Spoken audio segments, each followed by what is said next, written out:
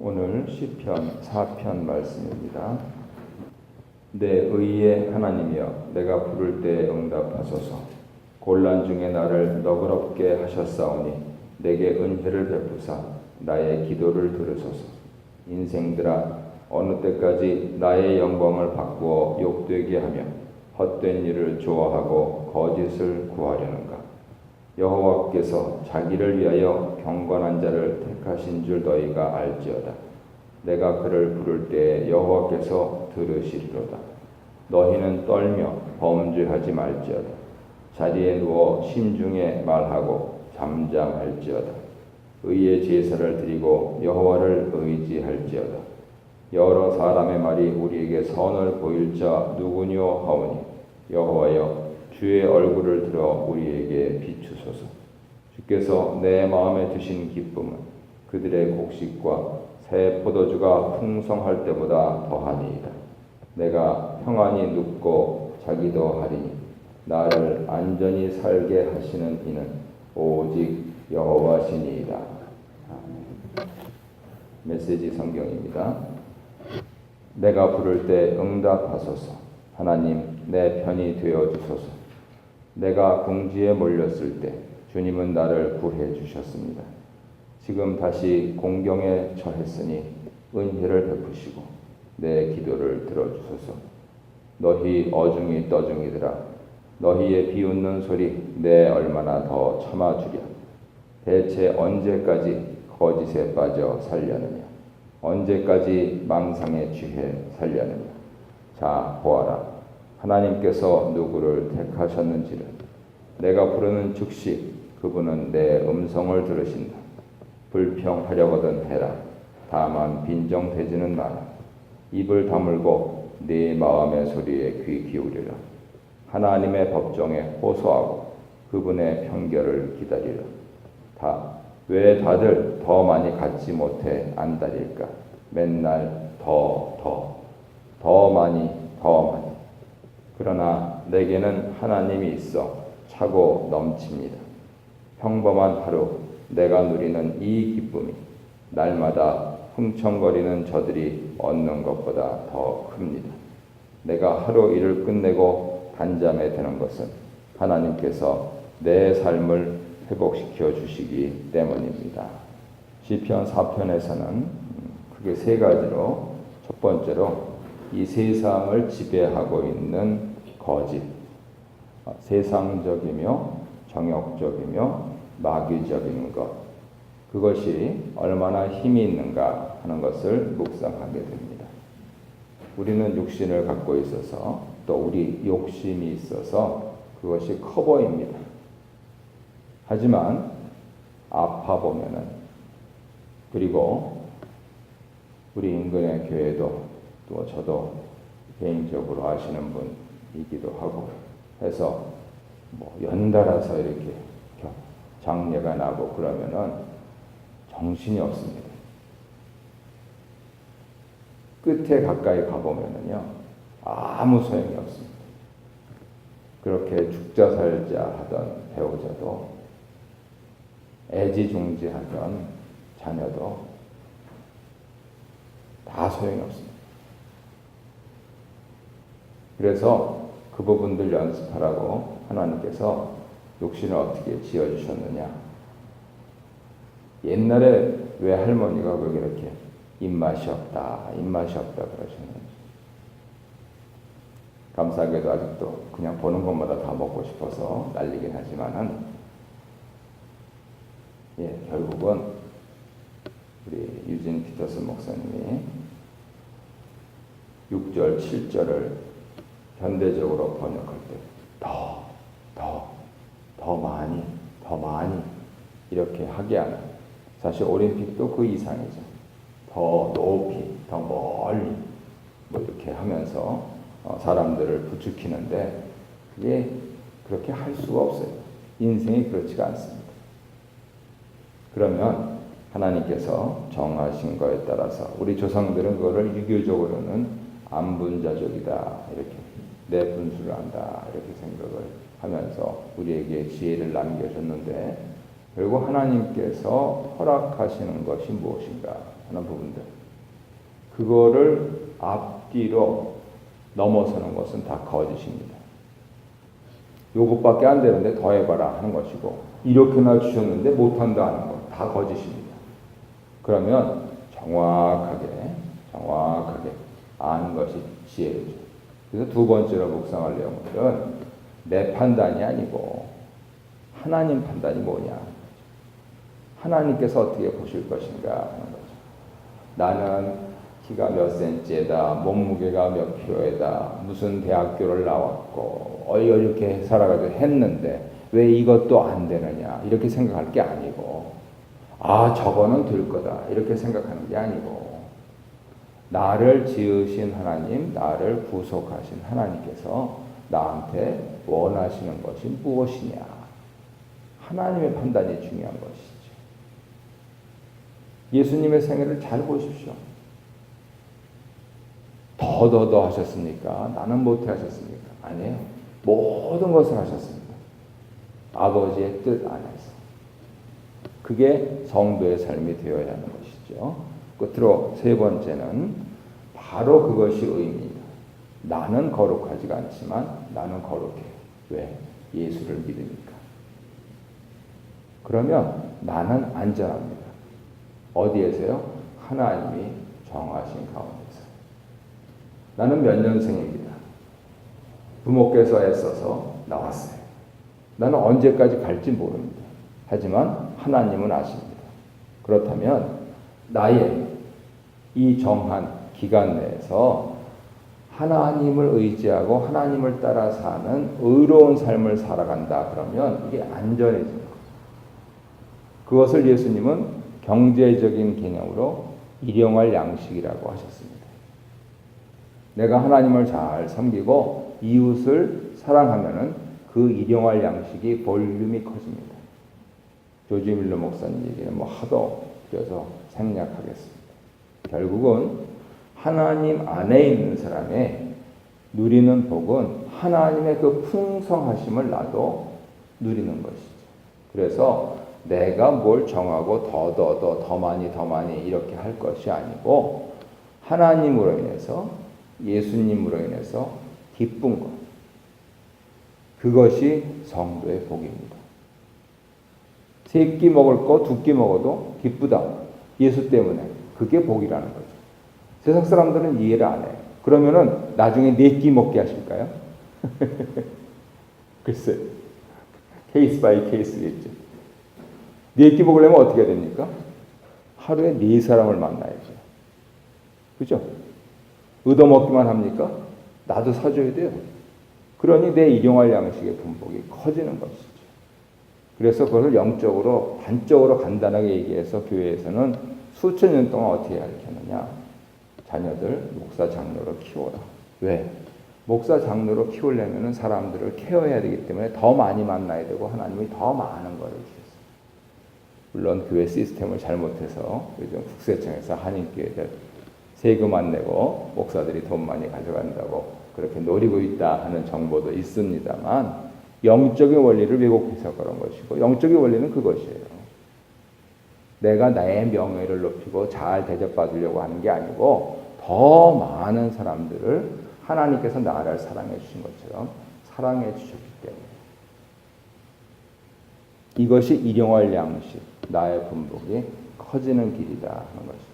그래서 하나님께서 세상의 거짓을 물리치고, 그리고 하나님 앞에서 어떻게 내가 안전하게 살 것인가, 결국 오늘도 하루를 사실 것인데 7절 8절 말씀대로 예수로 인한 기쁨이 넘쳐서 하루에 발을 쭉 뻗으면서 아이고 하나님 감사합니다 그러면서 잘 자겠습니다.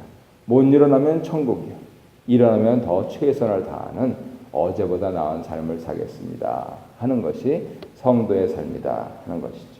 오늘도 이러한 믿음 안에서 이러한 신앙으로 승리하시기를 바랍니다. 1절입니다. 시인은 내 의의 하나님이여 라며 먼저 하나님을 부릅니다. 법정을 배경으로 하여서 의로운 재판장이신 하나님을 부르고 있는 것입니다. 자신이 무지함을 알고 이를 밝혀서 자신의 죄 없음을 선언하실 하나님을 부르는 것입니다. 하나님을 부르며 간구하는 표현이 4번 반복되는데 간곡함을 나타내지요. 이 간구들은 기도에 응답해 주시며 라는 표현을 틀로 하여서 감싸기 구조로 되어 있습니다. 부를 때 응답하소서. 곤란 중에 너그럽게 하심을 믿습니다. 은혜를 베풀어 주소서. 기도를 들으소서. 간구 내용은 기도를 들으시고 은혜를 베풀어 구원하여 주소서입니다. 곤란 중에 너그럽게 하신다는 것은 구원에 대한 은혜로서 시인이 당한 어려움에서 구해주시고 자유롭게 해주시는 것을 말합니다. 너그럽게 하셨다 하는 것은 원어에서 완료 시제로 나와 있고 앞뒤 동사들은 명령형으로 나와 있습니다. 그래서 어떻게 해석해야 될지 어렵습니다. 과거에 있었던 구원 사건을 회상하는 것으로 볼 수 있는데 대부분 확신에 찬 간구로 앞뒤 동사처럼 명령형으로 번역하면 어떨까 생각해 봅니다. 아마도 곤란 중에 너그럽게 하심을 믿습니다 하는 그 의미가 가장 가까울 것 같습니다. 시인은 기도하는 가운데 하나님께서 그의 기도를 응답하실 것을 확신하고 있는 것이죠. 2절로 5절입니다. 하나님께서 기도를 들으시고 은혜를 베푸셔서 곤란 중에서 자신을 구원하실 것을 확신하는 시인은 대적들을 책망합니다. 초점이 하나님에게서 그를 곤란에 빠뜨리는 것으로 보이는 죄인들에게 옮겨갑니다. 그들을 향하여서 인생들아, 너희가 언제까지 악을 행하려느냐? 언제까지 헛된 일을 좋아하고 거짓을 구하려느냐? 책망합니다. 인생들은 원어로 브네이 이시로서 브네이 아담과 구별됩니다. 두 단어가 나란히 사용된 시편 49편 2절, 62편 9절에서 브네이 아담은 낮은 자, 보통 사람이고요. 브네이 이슈는 높은 자, 영향력 있는 자, 왕족, 귀족을 가리킵니다. 따라서 시편 4편에서 인생들은 사회에서 권력을 가진 지도자들이라 할 수 있죠. 이와 함께 시인이 주의 기름 부음 받은 왕이라고 전제하면 사회 영향력 있는 지도자들이 왕에게 대항해서 거짓으로 왕의 권세 위엄을 손상하는 악을 행하고 있는 상황이다 유추할 수 있습니다.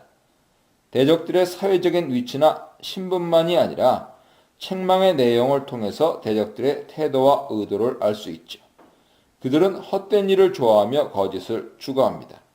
헛된 일은 유익이 없는 것, 의미, 목적이 없는 것, 노력하고 힘써서 해도 아무런 효력, 성과를 거두지 못하는 것입니다.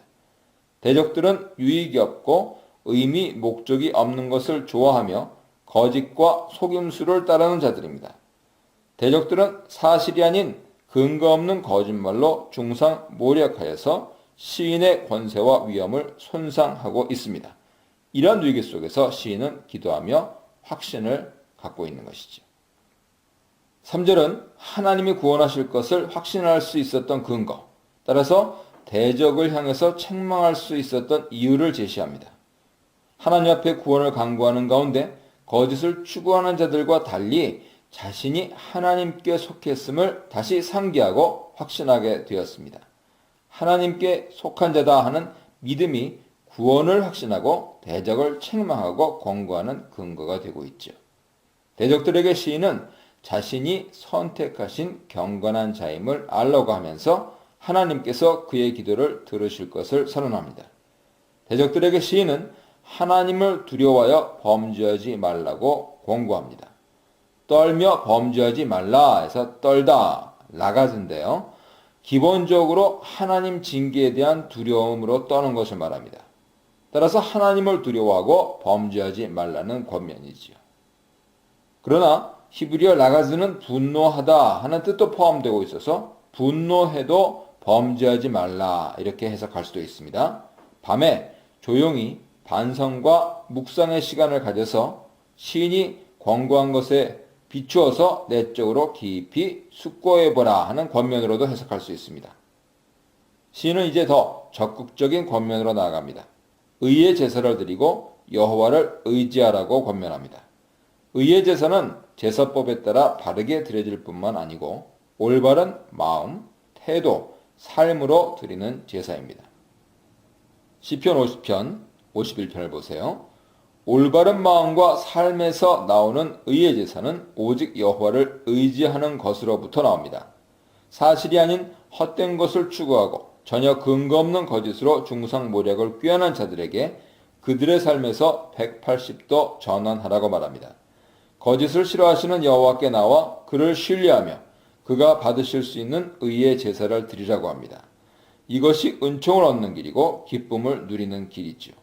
이런 권면은 시인을 대적하는 자들이 하나님을 모르는 이방인이라기보다는 믿음의 공동체 안에 있는 자들임을 보여줍니다. 헛되고 거짓된 것을 통하여서 무엇인가를 이루려 하는 자들은 시인의 눈으로 볼 때는 그 노력 자체가 헛된 것이므로 차라리 실제를 바라보고 여호와를 의지하라 이렇게 말씀하고 있습니다. 6절로 8절입니다. 우리를 도와 우리에게 선을 베풀 자가 누구냐 묻고 있는데요. 누군가 우리를 도와 선을 베풀어 주기를 원하는 마음을 표현하고 있는 것이죠. 이 질문을 하는 여러 사람이 누구를 말하는지 분명치 않습니다. 대적자들이라고 볼 수도 있고 다른 사람들로 볼 수도 있는데 그들이 누구인지는 알 수 없지만 아마도 많은 사람들이 어려움에 처해 있고 그 가운데 누군가 어려움을 해결해 주기를 바라는 상황, 그것은 분명해 보입니다. 시인은 선을 베풀 자가 오직 여호와 한 분이심을 확신하고 여호와께 은혜와 은총을 베풀어 달라고 간구합니다. 주께서 은총을 베풀어 주실 때 누리는 기쁨도 체험해 보았고 추수 때 곡식과 새 포도주가 풍성할 때 기쁨도 체험해 보았습니다. 이 두 기쁨을 비교하면서 주께서 은총을 베풀어 주실 때 기쁨이 추수 때 곡식과 새 포도주가 풍성할 때 기쁨보다 훨씬 더 크다고 고백합니다. 두 기쁨을 비교하는 것은 하나님께서 은총을 베풀어 주시기를 간청하기 위하는 것이죠. 주님이 주시는 기쁨은 세상에 주는 그 어떤 기쁨도 넘어서므로 우리에게 은혜를 베풀어 그러한 기쁨으로 충만하게 해달라는 간구를 담고 있습니다. 뿐만 아니라 거짓된 일로 모함을 당하는 상황이지만 이 모든 일을 해결해 주시고 평안을 주시는 분은 오직 여호와시므로 시인은 염려 없이 잠을 잘 수 있다고 말합니다. 잘 주무셔야 됩니다. 시인은 인간의 삶에서 가장 큰 기쁨과 환경을 뛰어넘는 평안과 안전이 오직 여호와에게서 온다고 선언합니다. 강구로 시작한 이 시는 전체적으로 하나님께 대한 신뢰가 뚜렷게 두껍게 깔려 있어서 강구시라기보다는 신뢰시에 가깝습니다. 수많은 문제와 어려움 속에서 하나님을 의지함으로 확신 속에서 요동하지 않는 삶의 모습을 보여주고 있는 것이지요. 앞서 시편 1편에 시냇가에 심은 나무로 비유되는 복 있는 사람의 모습, 세상이 감당하지 못하는 사람의 모습, 바로 그 모습인 것입니다.